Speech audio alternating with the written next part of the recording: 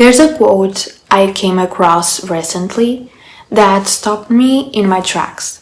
It said, "The longer you stay on the wrong train, the more expensive the return trip becomes." It's not really about trains, it's about life.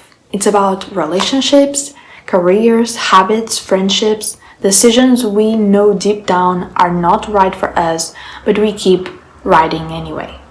Today I want to break that quote down and talk about what it really means, like why we stay on the wrong train and why the cost of turning back only grows with time. So let's start with the metaphor itself. A train, in this case, is any path you have chosen in life.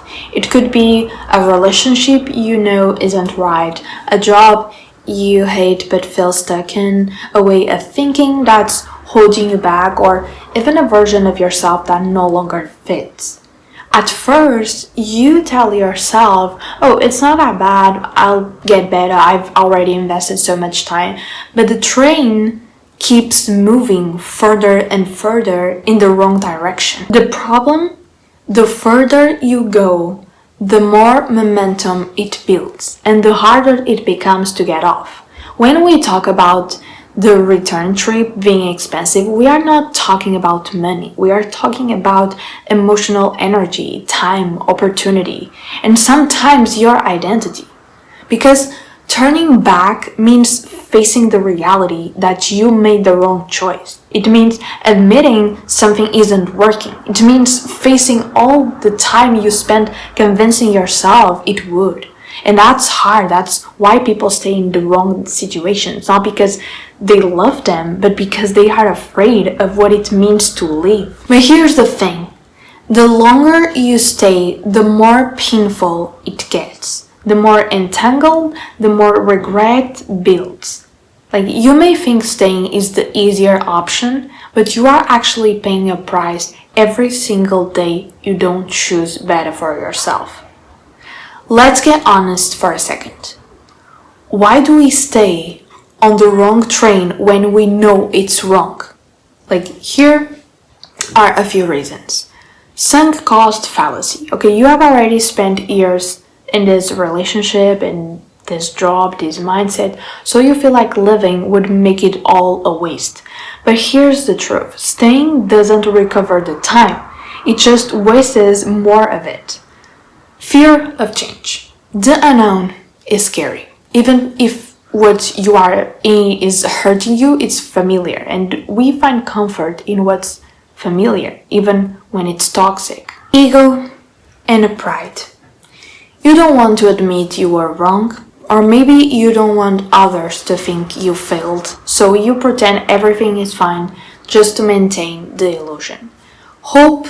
You keep waiting for the train to turn around, but trains don't turn around. You do. Here's how you know you are on the wrong train. You feel drained, not energized. You are anxious more than you are peaceful. You are not growing anymore, just surviving.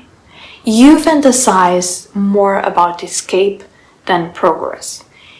Your intuition whispers this isn't it, and you keep ignoring it. You don't need a catastrophic breakdown to validate that something isn't working.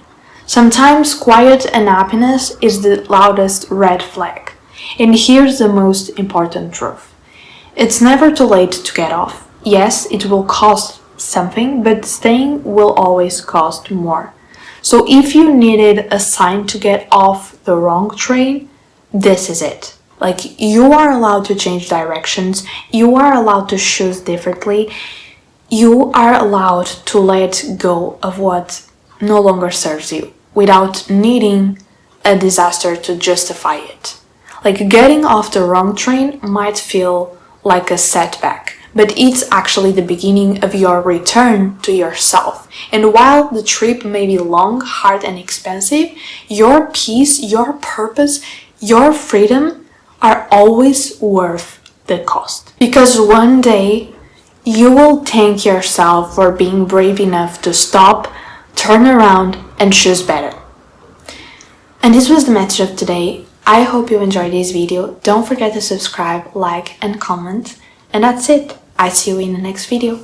Bye!